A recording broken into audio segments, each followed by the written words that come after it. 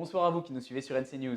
Au menu de votre JT de ce mardi 3 août, Carouilla durcit le ton, interview avec l'avocat Martin Calmet au sujet des recours au tribunal en rapport avec la septaine et l'entrée en lice de notre nageuse Lara Grangeon. Le bras de fer entre le SMTU et Carouilla continue avec un débrayage de ses chauffeurs dès demain. Le point avec notre journaliste Beryl Ziegler. Le GIE Carouilla, chargé du transport en commun de la ville de Nouméa pour le réseau Taneo, a annoncé un débrayage de ses chauffeurs, demain, à plusieurs endroits de la capitale.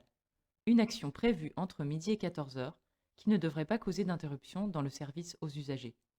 En cause, les 2 mois de retard de paiement de la part du SMTU, le syndicat mixte des transports urbains.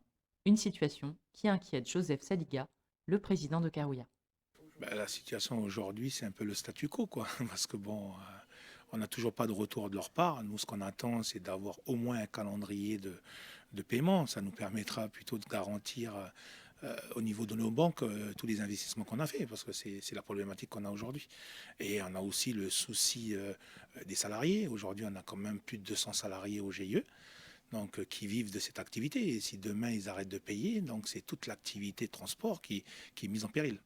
Depuis 2019, le GIE Carouilla assure le transport en commun dans Nouméa grâce à un contrat de délégation de service public avec le SMTU. Un contrat d'une durée de 8 ans. Or, le syndicat est depuis plus de 6 mois dans une situation financière compliquée, voire critique. Je peux comprendre que, vu la conjoncture actuelle, donc les caisses sont vides. Mais à un moment donné, quand on signe un contrat, on le respecte jusqu'au bout.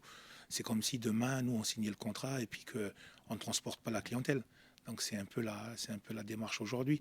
C'est de leur pousser à payer ce qu'ils doivent payer. Et puis s'il faut se mettre autour d'une table pour qu'ils nous annoncent au moins un calendrier, ça serait bien.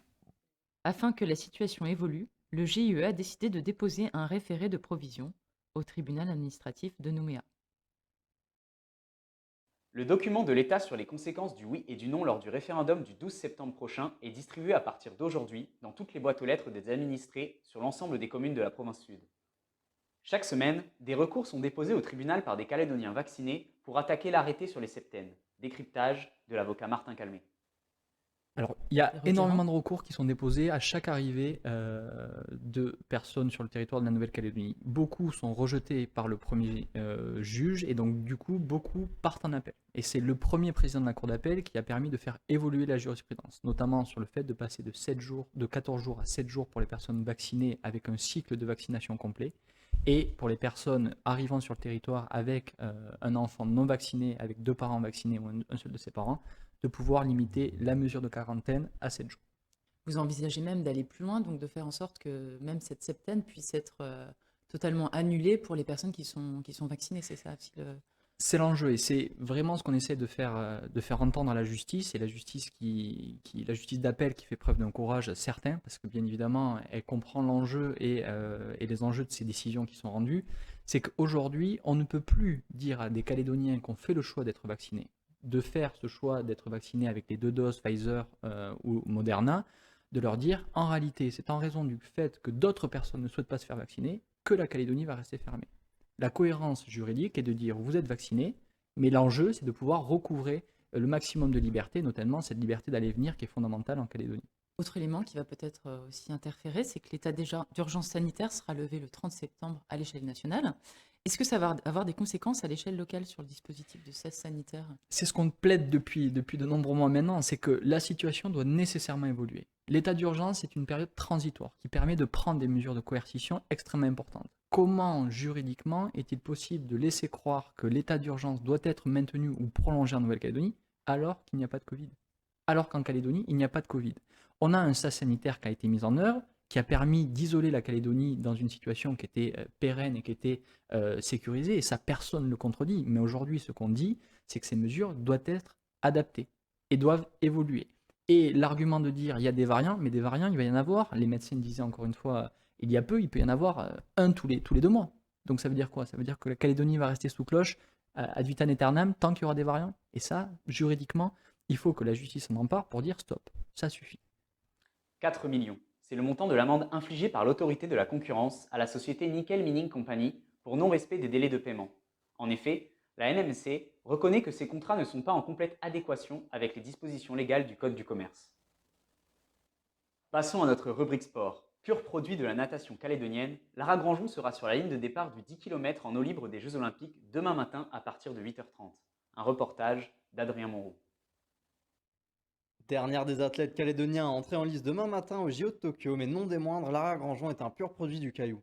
Raflant d'innombrables médailles au fil des années dans les championnats nationaux et internationaux, la nageuse est un exemple de réussite pour les sportifs calédoniens. Ça peut donner que des envies aux plus jeunes et bien sûr de voir maintenant des nageurs issus de Nouvelle-Calédonie d'être au plus haut niveau du sport mondial. Et on en a encore des jeunes pousses qui vont partir bientôt sur la métropole pour rejoindre des centres d'entraînement. De regarder Lara, Maxime à la télé, ça peut que les booster. Une ferveur vécue par sa famille au quotidien qui réalise la notoriété de Lara en Nouvelle-Calédonie.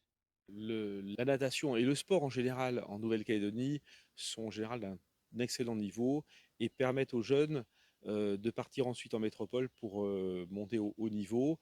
C'est important, je pense, pour les jeunes de quitter le territoire pas trop tard. Lara est partie à 14 ans, c'est, je pense, le bon âge, même si c'est un peu difficile à la fois pour les parents de quitter leurs enfants aussi jeunes et pour les enfants de se retrouver un peu isolés en métropole. Quand elle vient, elle retourne dans les bassins de Nouméa et la Calédonie, c'est son pays. Je m'en rendais pas forcément compte des fois parce que j'habitais en France aussi, mais là je suis rentrée et je travaille au Medipôle et vous pouvez pas imaginer le nombre de personnes qui viennent me voir pour me demander si je suis bien la sœur de Lara et qu'ils sont tous derrière elle pour demain et je sais qu'il y a beaucoup de gens qui vont la regarder demain et qui sont vraiment à fond derrière elle.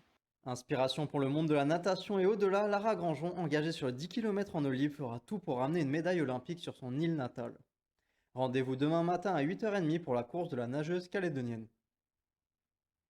C'est parti pour le directeur technique de la Ligue calédonienne d'escalade. Bassam Awem et son petit frère Michael disputent ce soir à partir de 19h les qualifications de la première épreuve olympique d'escalade de l'histoire. Sur les 20 grimpeurs en compétition, les 8 meilleurs disputeront ensuite les finales jeudi dès 19h30. Merci de nous avoir suivis et rendez-vous demain même heure pour un nouveau point d'actualité.